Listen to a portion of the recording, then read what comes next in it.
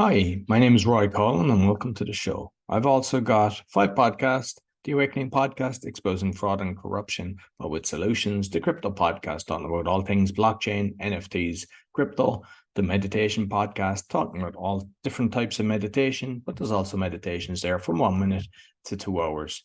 And the other one's the Learn Polish Podcast. So if you're interested in learning Polish, you can do that. And the other one is Speaking with Roy Collin. And I just have guests from around the world talking about either public speaking or also about their book or just general life in general. And you'll find everything on bio.link/podcaster. I'm also a podcasting coach. And you see the QR code there, and it's also on my link as well. And if you're interested in actually going on some podcast shows, I'm helping people doing that. Or if you're interested in sponsorship, you can contact me. And I'd like to thank my sponsor, DanielPacker.com. He helps people with anxiety, stress, and addictions. He's got a 90% success rate, and you only pay if you're successful. So be sure to check him out, DanielPacker.com. I hope you enjoy this week's show. Welcome to the Speaking Podcast. You can find all our episodes on speakingpodcast.com. My guest today from Melbourne in Australia, as they say, down under. We're going to be discussing a system for creating 30 days of original video and written content in just 90 minutes. So it's worth checking it out. He's the co-founder of contentonly.au.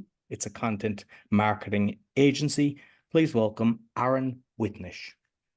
It's great to be here, Roy. Thanks for having me. Yeah, no problem. I'm actually looking forward to this. I love marketing and I was watching a few of the videos and everything. So I suppose let's kind of learn a bit more about Aaron first, your own kind of journey.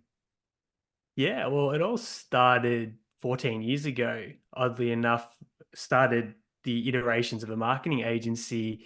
And back then, there weren't some of the platforms that exist today. And initially, I was just selling digital products online. And back then, you could just set up a Google ad, write sales copy, drive cheap traffic, and sell an ebook. And it was pretty simple. And then a few people in the network started asking, can you do that for us? We didn't know how to do anything online. That's kind of how the agency got started. And then it's morphed over 14 years from doing sort of end-to-end based services to specializing in content creation. And the reason why I went down that path is I'm terrible with my hands. I can't draw, I can't write, I can't draw, I can't paint, I can't sing, I can't play an instrument, I can't fix things. But the one thing I have always been able to do is speak. It has been able to do copywriting. So it's kind of like my creative outlet. So I kind of merged where I feel like I get my creative hit with what we do as a business, which has been a nice transition over the years. And I think we need to kind of learn on that as well, because sometimes people try to be able to do everything or they have somebody that's kind of pushing them. You must do this. When you don't like something, don't force yourself to do it. You can pay somebody to do the things you don't like to do, and you specialize in what you're good at, and then you create the income to be able to pay for the other stuff that you don't like. That's a really good point. I think we're in a lane that a lot of people don't want to do, which is content creation, because it is time consuming. It takes mental energy. There's so many moving parts that we feel like we do solve a problem that a lot of people have. And it's been nice to go from doing everything to narrowing the focus and having a much simpler business. So you're spot on. Once you start getting some resources behind you, you let go of all the things you don't want to do, pay other people, use tools, software, technology, and you don't have to do them anymore. Absolutely. So I'm just curious because I mean, I'm constantly into marketing, love marketing. And I mean, you mentioned the ad, so copywriting. I think it was Wordsmith, something, Ted Nicholson, I think was the guy for that. And I could see like you'd nearly know who was actually working from that because they'd all have the seven figures or they'd have 97 bucks and stuff like that. And it still seems to work, but I think people are kind of caught up to it now that like you have everybody doing the same thing. So like there's Frank Kearns, there's Dan Kennedy. I used to subscribe to GKIC for maybe 10 years and I just felt it kind of ran its course and I said, I have enough of this. And so now I look at different marketing books. But I'm just curious, like, who is it that you kind of follow? And are you constantly kind of checking all the latest books to find the latest trends? Well, all those names that you said definitely over the years have been influential.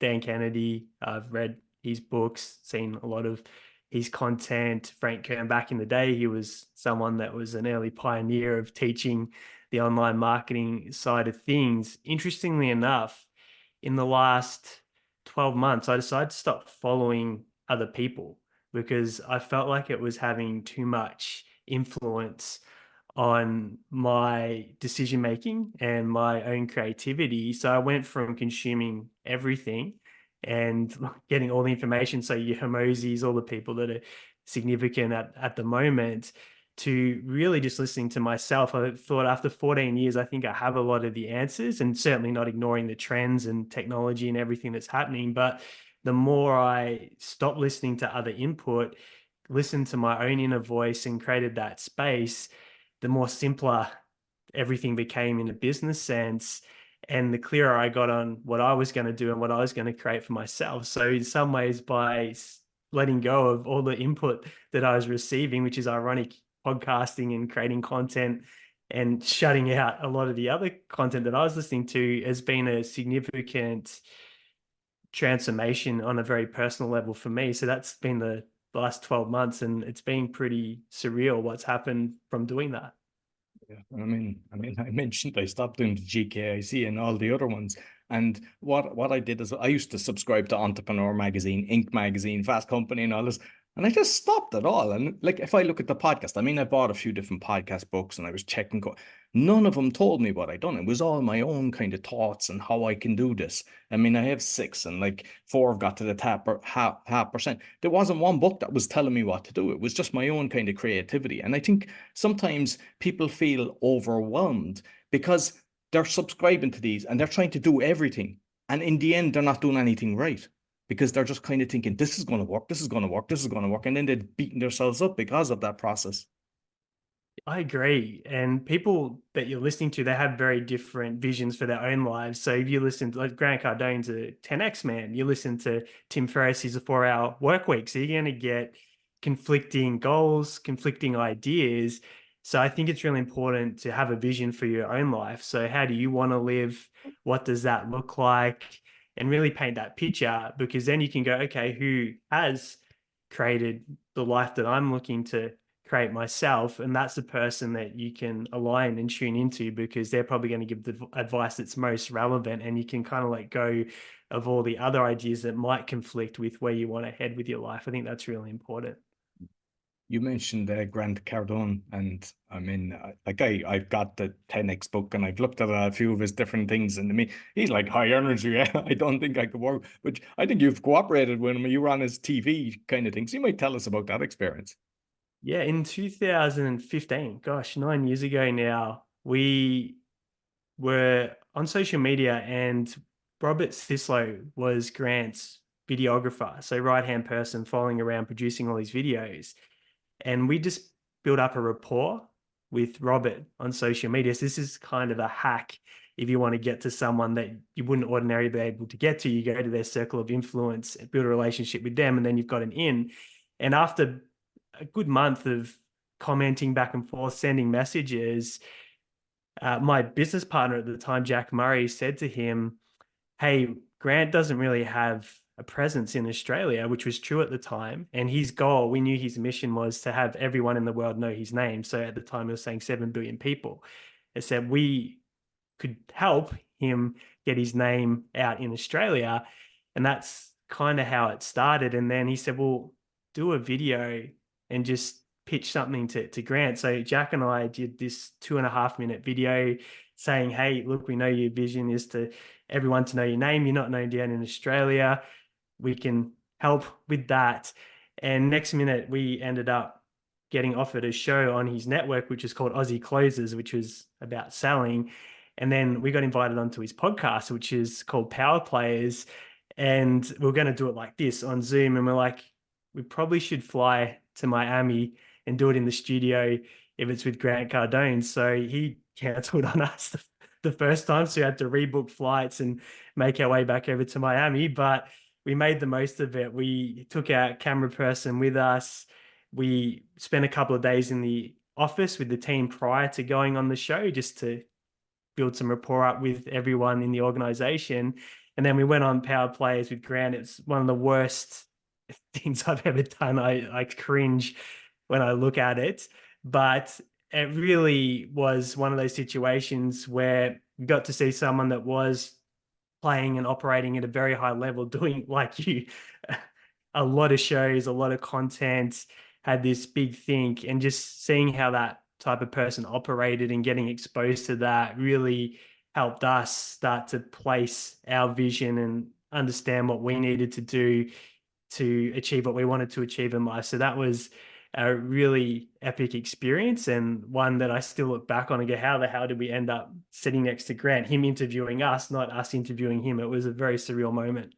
Well, I mean, that's kind of paying attention to what will work, because a lot of people would just take the easy road and just go on that. And first of all, building the relationship to get in there, because that, you know, there's probably thousands of people a week knocking at his door. So it's not easy. I mean, he's like a billionaire, and he's like it's very hard. And the fact that you decided, hey, we're going to go there, most people wouldn't, because they'd be watching the pennies, they'd be going, no. And the fact that he cancelled and he still, but like, I mean, on your LinkedIn profile, and I see a few of your other things, you have the picture of it, straight away people go, ooh, he's actually connected. You know, you're sitting down laughing and joking with him from the picture.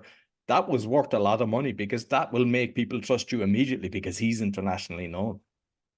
Yeah, we call it camp infiltration, and he's getting bigger and bigger and bigger. So that 9 years ago, where he was nowhere near as big as he is today, he's done undercover billionaire since then. We're still able to leverage that. We might look a little bit younger in the photos, but as he grows his profile by that association, it just helps we open doors from a credibility standpoint. Having that social proof, I've still got all the footage on a hard drive from when we were there. So sometimes when someone else is doing a lot of work to build an audience, build a community, you can add value and get that leverage and exposure without having to build it all yourself. So if you can find a way to build a relationship with someone that can connect you to that person, add value to them, make their life better, it can really pay dividends into the future. Like you mentioned, you were on his podcast, so you've got two, and I believe I have the names there: Content Marketing Podcast and Build Your Personal Brands. You might just kind of touch on them as well. Yeah, well, interesting enough, I started a podcast, would have been in 2014, with my business partner Jack. We called it the Jack and Az Show, and we just put it on SoundCloud, and that was good fun.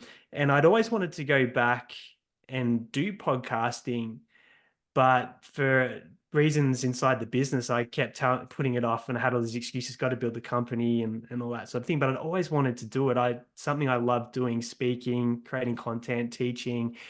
And I decided to just bite the bullet and just do it and figure it all out. And it actually started off as called the Marketing Business Wealth Podcast, because I didn't know what I wanted to talk about. So like, if I call it that, I can evolve. And then I realized, okay, everything I do and everything our business does is around content marketing. So it makes sense to bring the conversation in that direction. So after maybe 15 episodes, we transformed into that.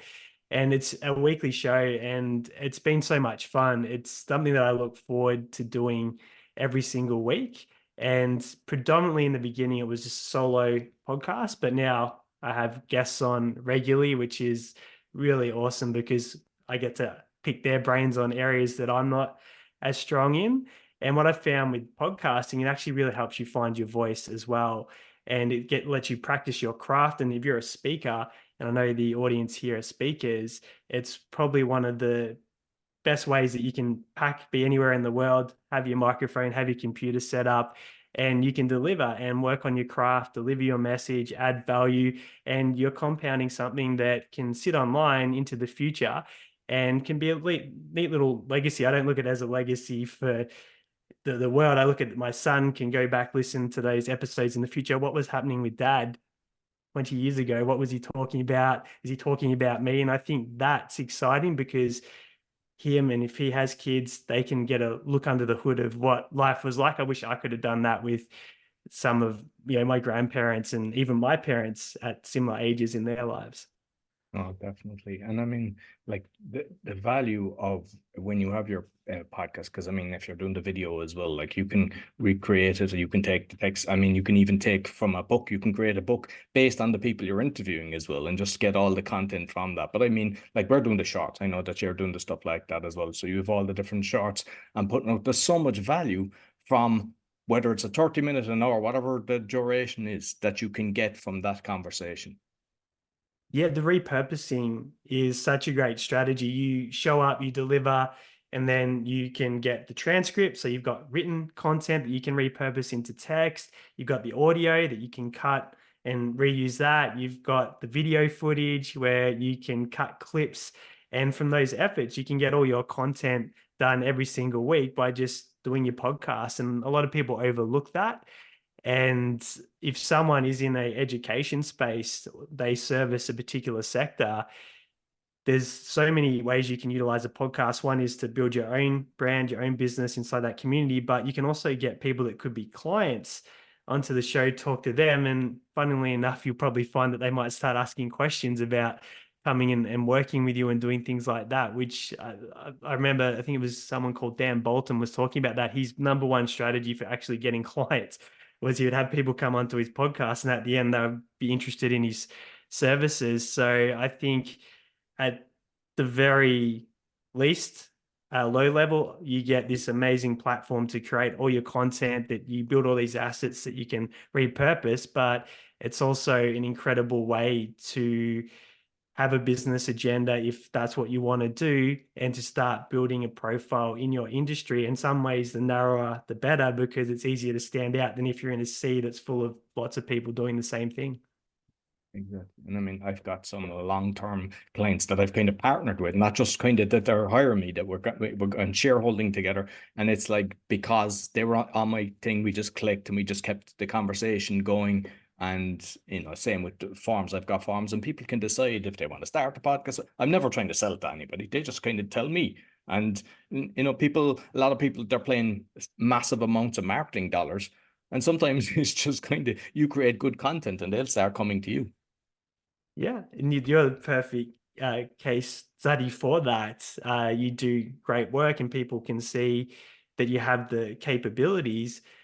They get curious and they're like, oh, well, you can solve a problem for me. You've got the resources, you've got the know-how. It just makes sense to pass that on and leverage what you're doing. So I think there's a lot you can watch people and model success, people that are doing it really well, and borrow a few things that they're doing to, I guess, take a shortcut to where you're trying to get to. Yeah, and I mean, like, that's something as well in marketing. I mean, like, you just watch, like, for example, on YouTube, you watch Mr. Beast. What's he's doing? How's he doing this? And like, just start studying the top guys. And by just looking at the way that they're doing things, how they're doing their pictures, the keywords and stuff like that, I mean, you're not going to get to his number. Well, maybe you do, but you're still going to do a lot better than just kind of putting it out there and just kind of hoping that, because most people, that's their marketing hope. I hope it'll work. I hope people will look at it. I hope doesn't work. It's not a strategy, as we've heard. Like, Yeah, and I've said to anyone, because a lot of people ask, how do I create a content marketing plan as an example or a strategy?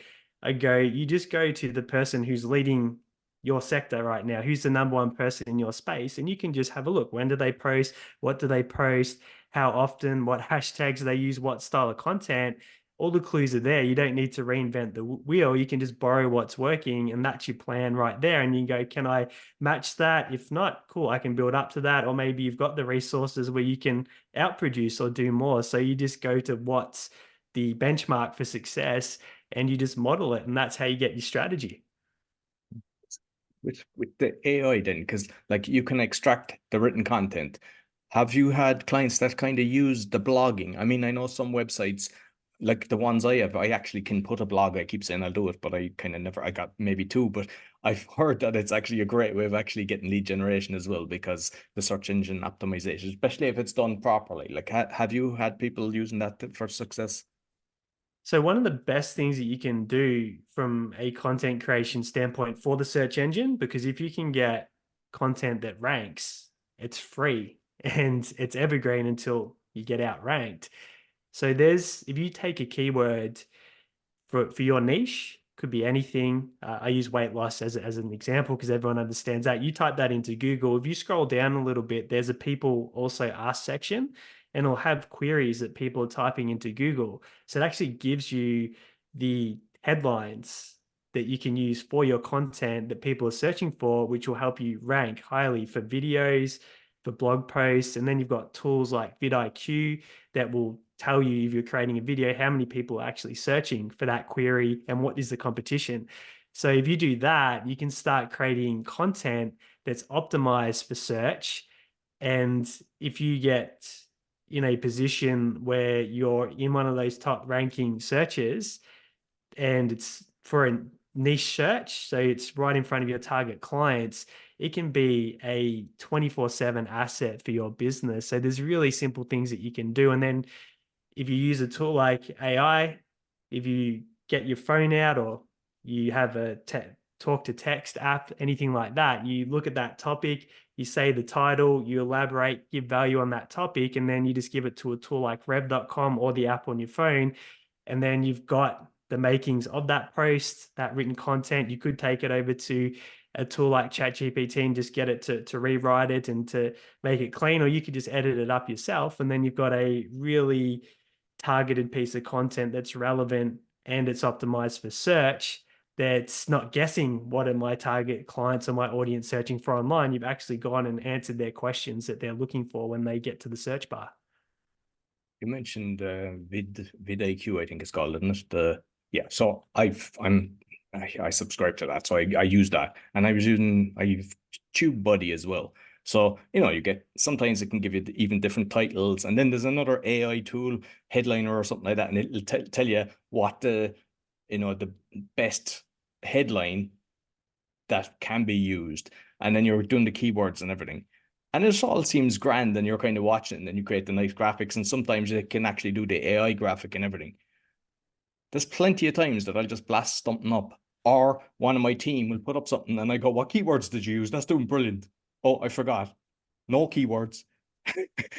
And it's like, I'm trying to understand it. I have some videos like 20,000 plus, and others might get 10. And I see that across the board. Because I mean, I mentioned prior to recording, I've done like 1,500 interviews. Like, I'll always check people's YouTube, Facebook, the whole shebang.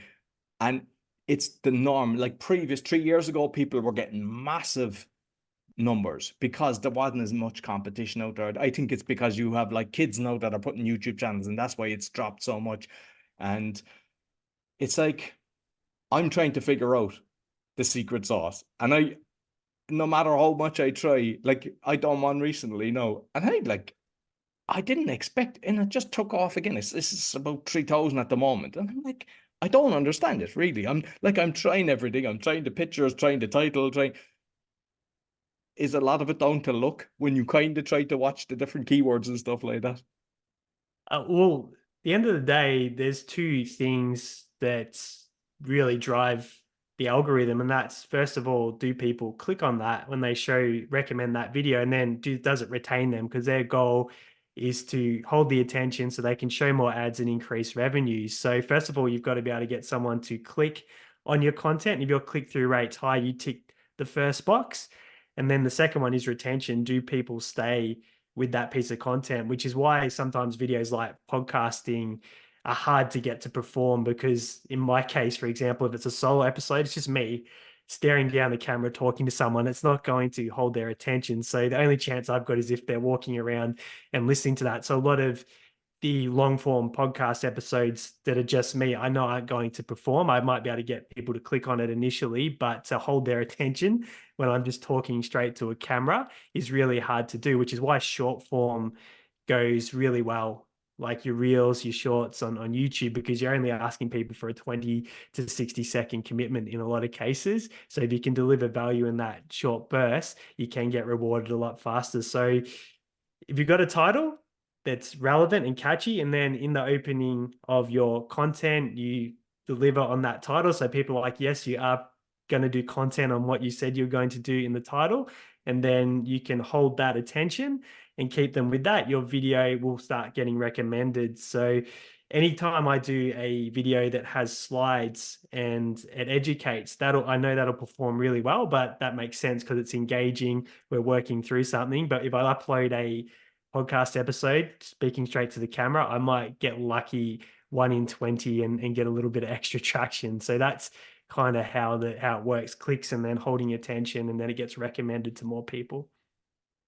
I mean, I'm not I find it hard doing solo shows. I always say kind of Billy No Mates, you're talking to yourself. It's just a strange one. So with the Podfather, I basically like, I mean, I think most people realize the media is corrupt, and especially like I saw what was going on in Australia and everything, and they were regurgitating lies all around the world. So I was like, I love when this podcast, because there's a load of the podcasters, they're exposing a lot of this, and people are actually hearing truth information. So I don't want people throwing in the towel, because sometimes people, they get, I don't know, 10 or 20 down. And I say, like, if somebody comes to your house or a meeting and there's 20 people, you'd be delighted to come back next week. But for some reason, people Yes. are kind of just comparing themselves with Joe Rogan and the million downloads, and they don't kind of look at it like that. But with the Podfather, I kind of done it that it's the help podcasters, but it was like 2 minutes, whatever. And the retention is 100% on all the analytics but like, this is what, like some of the things that we use, like listen notes, that tells me where all the percentages are. So I was hoping to maybe get up as far as 70, like Rogan and things like that with the listen score. And it should really be 100, because it all of them go full.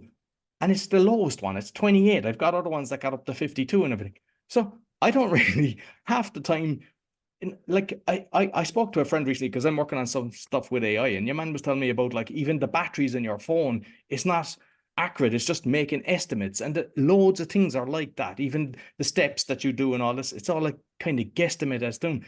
And I'm wondering, is that the same? Because sometimes, like, for example, like I use BitChute, I use Rumble, I put out stuff, but I've learned that sometimes when you just share it a few times, the numbers just go boom.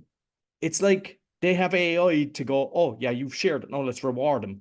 And like, at the end of the day, it's about kind of getting sales, whatever you're doing. Like what you're doing, I mean, you're doing the podcast tour and stuff like that. You want to get people that are genuinely interested, because you actually know what you're doing. But you don't want to be putting it onto a platform that's making you look like, oh, I've got 10 million views, but no customers. And I think some people, they buy the customers, they buy the leads, and also they're on platforms that are lying to make it look like they're popular. Yeah, not all views are created equal. And that's really important to understand. And the mindset I've always taken with any piece of content is, if two people that need or are looking for this piece of information can get it, then I've achieved the goal of the content. So it's the rule of two for me. And especially if you're in a niche and you're using content for commercial reasons, you might be using it to grow a business. You're better off having 10 people see that who are a fit for your services than 10,000 who would never do business with you. And I think people compare themselves. Mr. Beast is an entertainer, for example. So if you're an entertainer, your goal is to have a broad audience and to entertain as many people as possible in most cases. But if you're a business person and you're in a niche, in a sector, then your goal is not entertainment. Your goal is to educate people in your sector. So you do have to sacrifice views, engagement, reach, all those things that are vanity metrics that are good for the ego.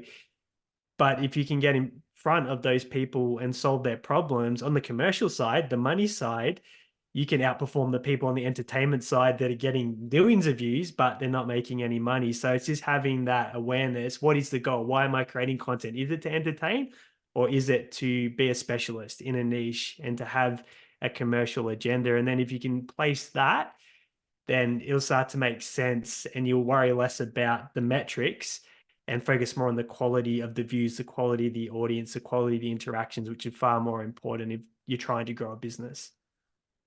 Years ago, I kind of had a real estate business, and I think for the social media, I don't know, was it called Hootsuite or something like that, that you'd post it and it go to the different thing. And I know there's a few of them around now, but because it's so much time, it's like, it's only this video. But when you're posting it, doing the tags and everything, my experience with them is it wasn't connecting with all of them right. Is there software now that actually, that you can just put it in and it does all the magic for you, instead of wasting hours actually trying to make sure that it's done properly on each platform?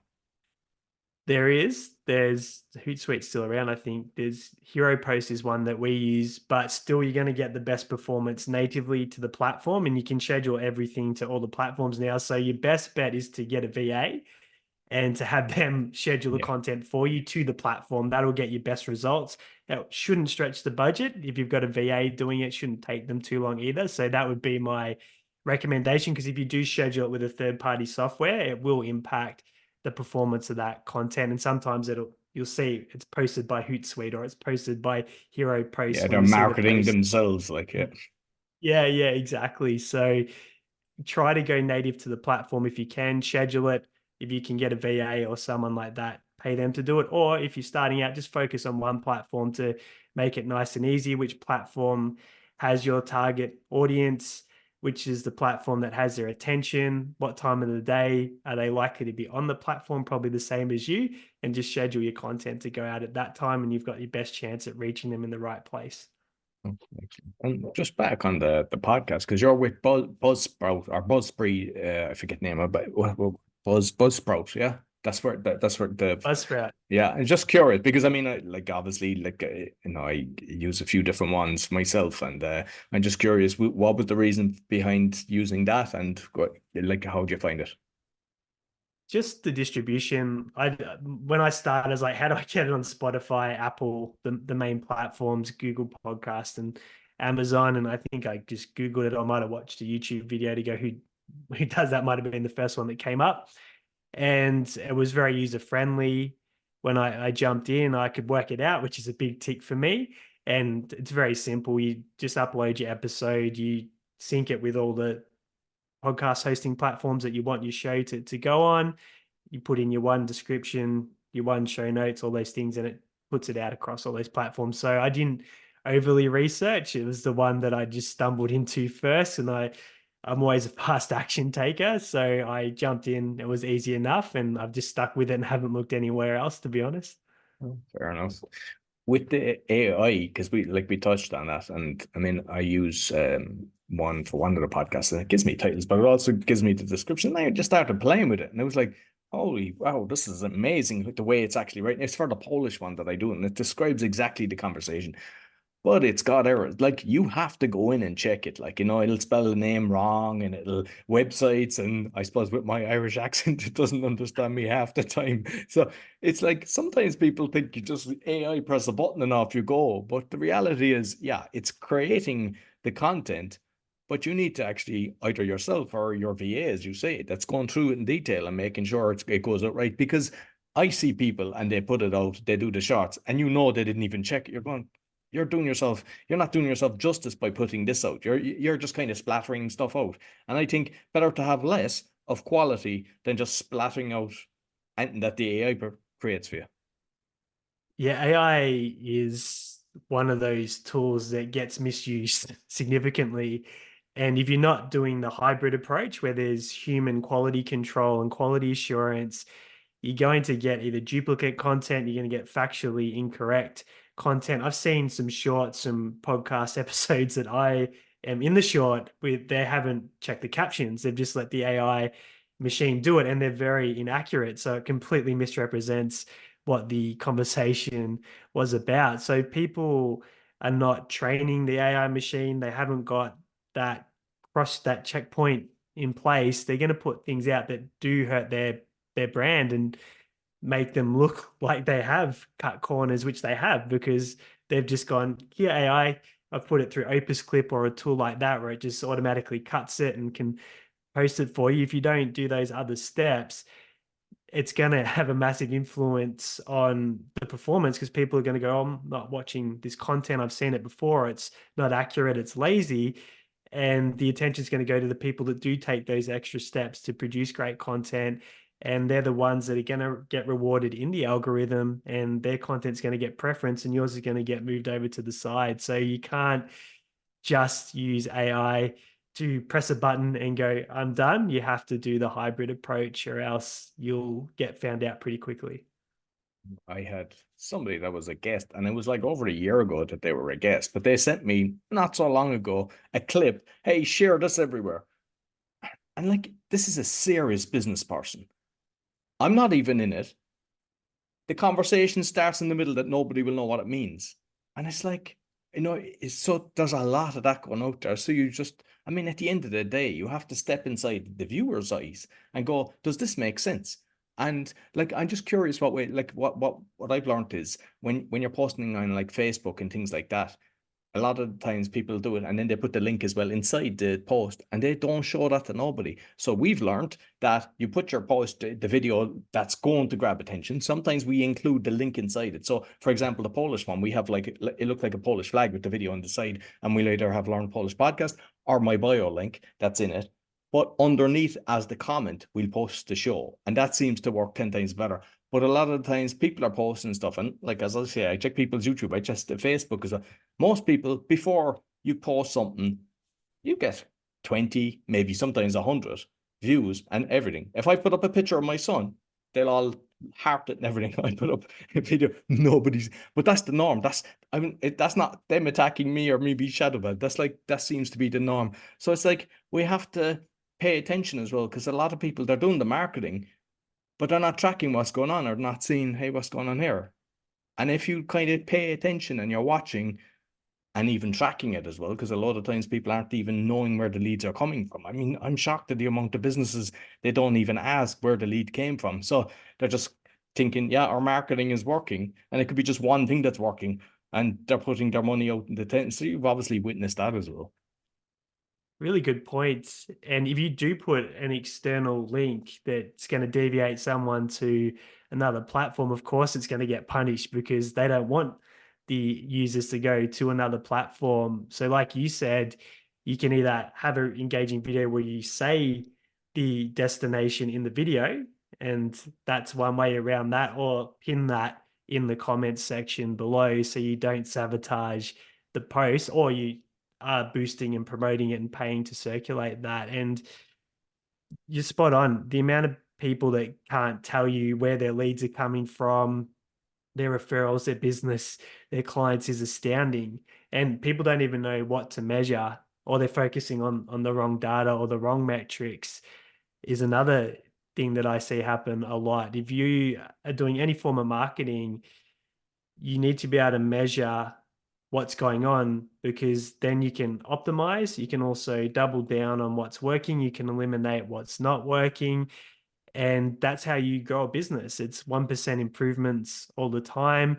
And if you don't know what's happening, you can't manage what you're not measuring. And it's, unless you don't have plans or goals and you don't really want to take the business anywhere and it doesn't matter, it's irresponsible in my view to not having all the data in front of you so you can make informed decisions about what you're doing into the future. So at the start, I promised people, like 90 minutes will give them a month's content. So I can't, not discuss that. So you might let people know, how can they do 90 minutes and get a month's content? This is a problem that we accidentally stumbled across solving, oddly enough. So we had content as a part of our services at the agency, and the biggest challenge we were running into, we couldn't get what we needed from clients all the time. We spent more time chasing them up than actually creating the content. And one day, one of my clients, Mark, who's in bricklaying, we were on the Zoom like this, and he goes, I want to create some videos. And I was like, oh, I was in my mind, I was like, how that was going to work. And it just came to me. It's like, okay, I'm just going to start really good at having conversations. You can imagine, if you know what an Australian is like in your mind, the stereotypical Australian, laid back, easygoing, easy to talk to. This is Hannah Mark to a Foster's. T. Can of Foster's, you got it. So picture that, you've got Mark. And I thought, well, he's good at having conversations. So I just started asking him questions like, so tell me, how'd your business get started? What are you seeing in the industry? How do you make things better for builders? How do you increase culture on site? How do you add value to clients? And he was just talking to me as if we were having a chat at a bar. And I was like, I've got this. I understand how to get clients to create great content, because if we put a camera on him and said, speak to the camera and answer those questions, he would have froze, he would have lost his voice, he would have felt awkward, and it would have been 20 takes to get a terrible piece of content. So we took that 20-minute conversation that was spontaneous, and I gave it to my team, said, just cut as many clips that we can use from that conversation. And I got roughly 12 clips back the next day, and we put all the branded captions on it. I gave it to Mark, and he was like, what just happened? And then I was like, okay, so we can take this to the next level. So what have we went and found out what our clients were searching for online. And as I alluded to earlier, if you go to that people also ask section on Google by putting in a keyword, you go to vidIQ, all of a sudden you can get a list of 12 questions that are tailored towards searches that you can show up each month to a conversation just like we're having right now. So we do ours on Google Meet. We get our clients to show up on their iPhone and they have it in selfie mode because we create this for short form content. We've got the 12 questions that we know their audience are searching for. We'll throw a few story related questions in there, tell us something funny that happened with a client just to mix it up a little bit. And we'll just ask them the questions. There's no pressure. They just talk to us naturally, like we're having a conversation. Takes between 30 to 90 minutes for that to take place. Their part's done. We'll cut a clip for each of those questions. So we've got a tailored piece of content for those search queries. So we know that their target audience is actively searching for that. We'll then take the audio and we'll transcribe that into text, and then we'll repurpose that into written posts. So for our clients show up to the interview where they've got their questions once a month, and then they have the conversation with us and we just repurpose that into their videos, into their written posts. And that's how we do the 30 days of content in 90 minutes. Excellent. And I presume you offer as well that you do the whole lot, you upload it and everything. Because some people, they'll get the customers and it's like, what you said earlier, you don't like painting and doing handiwork. It's like some of them, they hate the social media and they'd prefer to just keep doing it. So when somebody is actually doing all this for them, it's a win-win. That's the way I see it. Yeah. And then you're also creating the content for the platform that their audience is on. So some of our clients predominantly focus on LinkedIn, others are on the Meta platform, so Facebook, Instagram, others are more YouTube focused. So we're able to craft the content for the platforms that they're playing on and then have a very deliberate content strategy for that platform. And that works really well on the business side of things. So they're able to actually move the needle with standing out in the industry, having a brand story, solving problems of their target audience, and especially ones that are in really narrow niches. We've got a client that's in rail engineering, the only rail engineer definitely in Australia that's doing the content that they're doing. So they went from obscurity in a couple of months to everyone in the industry talking about them to getting large government tenders because they were the talk of the town. So if you're in a narrow sector and you start doing content, you're not competing with many other voices. So you can have an immediate impact. If you're in a much bigger pool, it's a bit harder, but if you can narrow down a little bit, you might get very quick results with the strategy like that. Excellent. So now the $1,000,000 question. When you put out content on YouTube, say the video, grand, it's there, whatever. Shorts, it's basically when you kind of know what's going on, it's like a day, maybe two, gone.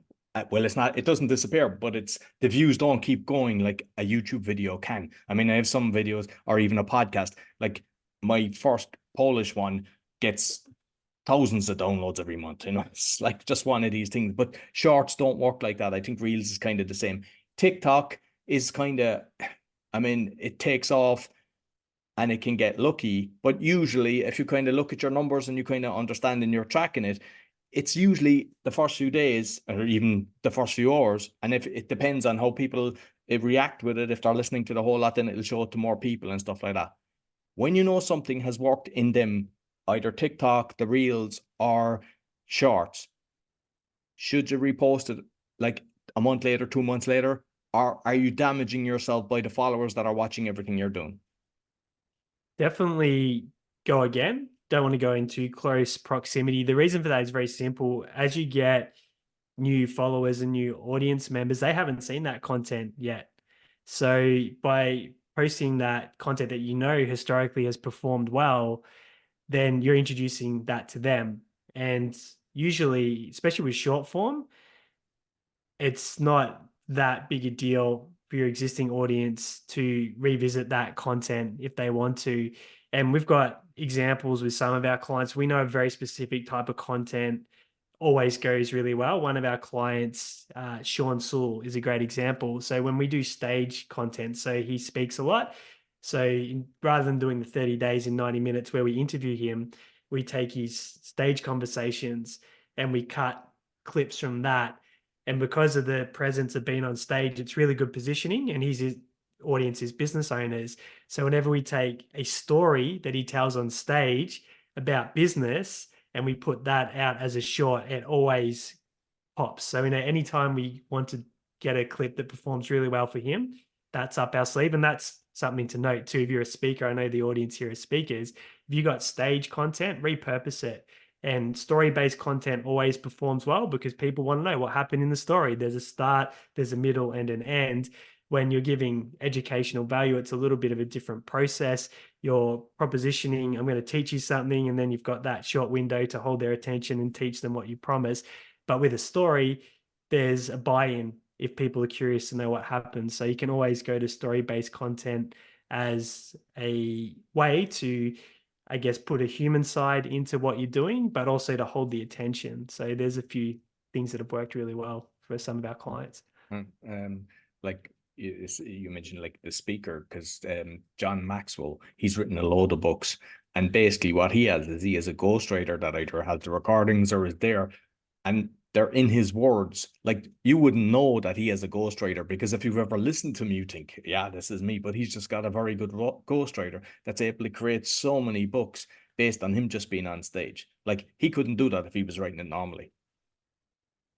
Great example. And a lot of speakers have that ability. If you're doing workshops, if you're on stage, you do a long keynote, you got the makings of a book there if it's long enough. So you can take those resources. It's still, and that's what I love about the way we create content for our clients. It's still their words. So even when we transcribe it into text, it's their words that have come out of their mouth. So while other people are taking something from the AI machine that's predictive text based on stuff that already exists, these are authentic words, and we know that no one else has posted this before because it's come out of an original content form. So for speakers, if you keep building up your content assets, you can leverage it. You can give it to a ghostwriter, you can give it to tools and get it repurposed and done for you, and you can stay in your lane and do what you love, which would be speaking, and stay where you are most lit up and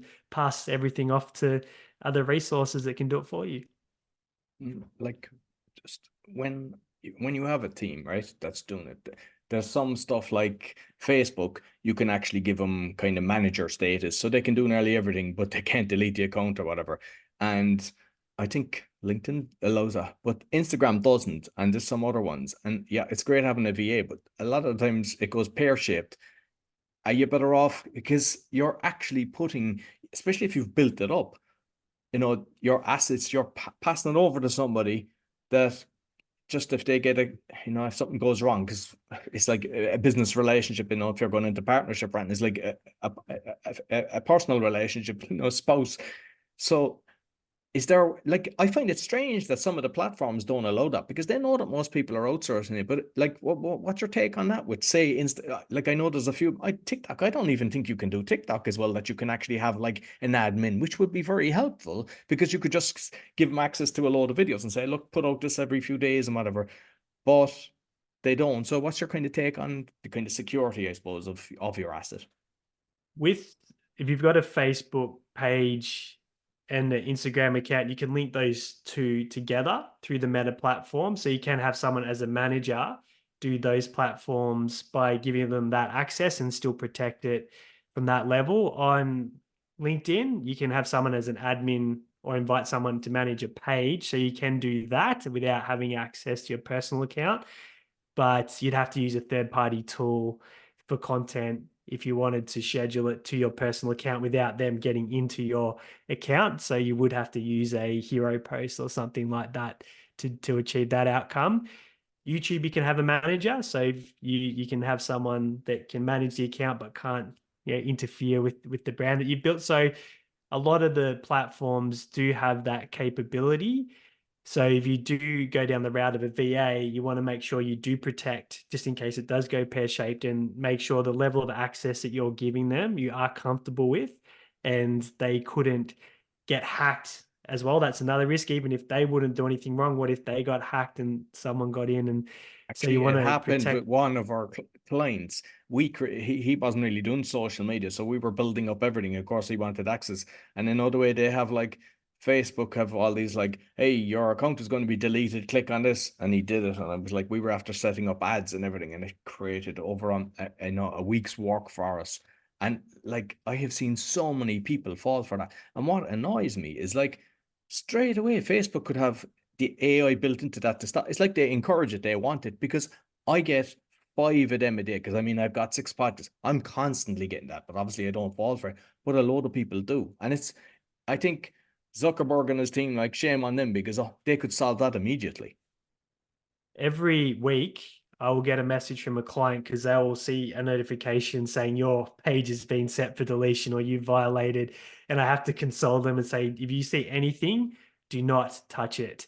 And like you, I see 5 or 6 a day. Now, every post, every ad that's out there will get a message from someone that said you violated, etc., etc. So the good news is it happens so much that most people are aware of it, but all it takes is that one time where someone's like, oh, I'm going to click on the link and Because dispute they this, lose the and next logo. minute, Just for those that haven't experienced this, they'll have the yeah. Meta logo. They'll even sign it as if it's them. But I mean, you just kind of look at it in detail and you realize it. But it is so, I understand how somebody that's not kind of experienced could fall for that. And that's how easy it is to get compromised. So you do want to be aware of what level of access you're giving someone and what would happen if they got compromised, let alone if you get compromised. And that's why when it comes to the content side, we back everything up. So even if an account did get compromised and deleted, we've still got all the content. So if we had to rebuild, we've still got all those assets ready to go. And it's also why I say have a primary and a secondary platform.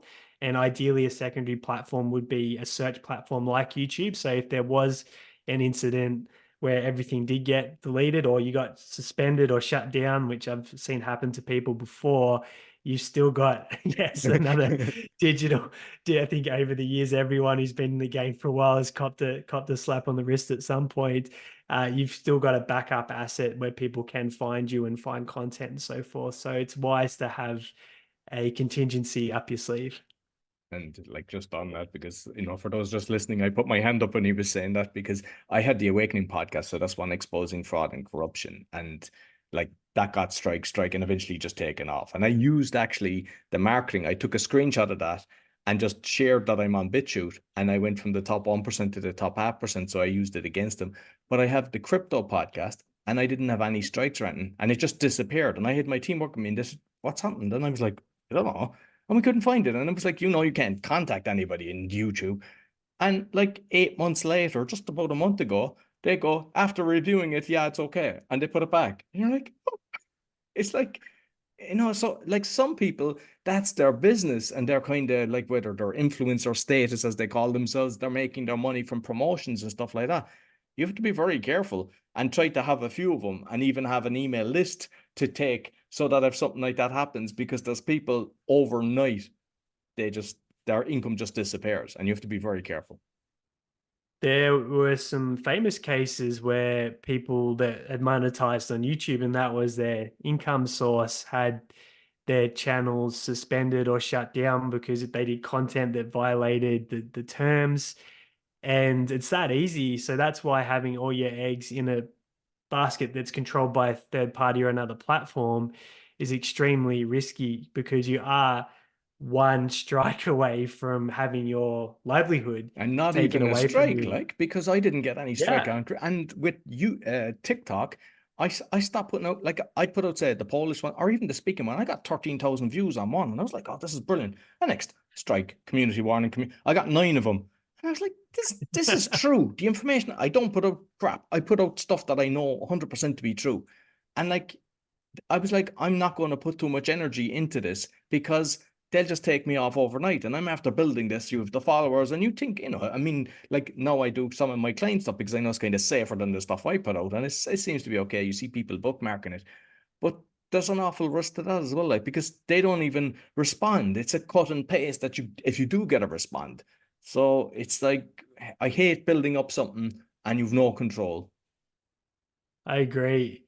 There's too much at stake if you don't have those contingencies in place. And we get to curate through our process that we use the content, so we know when we make it, that it's in line with the guidelines and we're ticking all the boxes. And we're generally dealing with business owners as well. So they'll be talking about business specific applications. And there are a few areas that you do want to understand, some of the areas that do get flagged, because there are categories that are dealt with very differently to others. And I can understand why crypto might have been one of those ones that he got disappeared and they've reviewed it and then let back in, because that had, I remember a few years ago, there was a big storm on Facebook about it. And yeah, some topics, even weight loss and health areas, can get attention, and they can be more risky than others I to mean, talk I about think, those is it areas. Kevin Trudeau? I forget his name, something with Kevin Trudeau. He had a weight loss book. He got 8 years in jail because he was saying you lose weight from this. So Yeah, you have to be careful as well what you're putting out there. definitely. And if you go into political areas and you talk about things that could be perceived as advice in, sensitive topics, you're walking a tightrope. So it does help, again, to have a niche and to have a lane that you stay in, and not to venture too far from that, so you do know what you're talking about and what you're doing.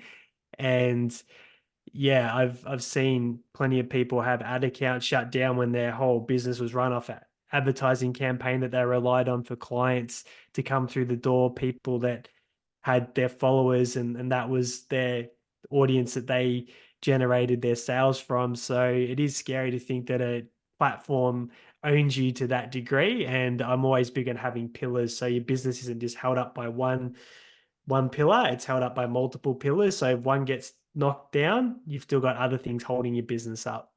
And it's actually happened. One of the guys that he's like, I partnered with him now, and his leads was with Google Ads, and he's helping people with anxiety and addictions, and like it was working fantastic, and it just stopped overnight. So like the podcasting, because we talked about that at the start, that's what I know, I'm getting them on successful podcasts, but I've got about 10 other different things that are working as well, affiliate system and all that, because you can't have one lane that's feeding you, because somebody, if there's a car crash, how do you get fed? So you have to have a load of different lanes coming off the highway, and that way you're protecting yourself.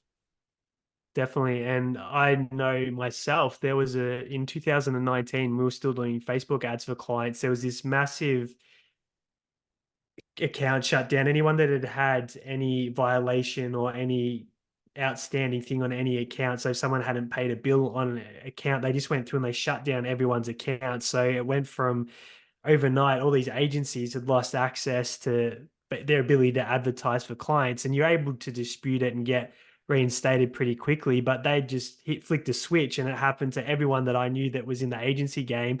And that's how quickly businesses can get compromised. And it's really, really important to understand the risks of what you're doing, because if you don't, you can definitely get the rug pulled from under your feet and find yourself in a situation that's not pleasant.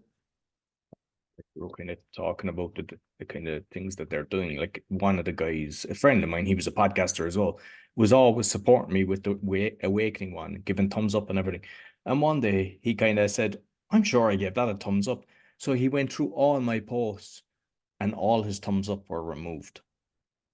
Wow. Yeah. So that's what you're up against. And most people wouldn't know that. I wouldn't have known it, because I'm not going to be checking things like that, but he checked it. So finally, uh, everyone would love to have something go viral. It's like what's the numbers that you class it as being viral? But have you any tips for people on what to do to hope to get something that'll go viral? If you go to Google Trends, and it doesn't matter what sector or what category you're in for your content, you can take a search and see what is trending, what are the topics that are taking off in my space.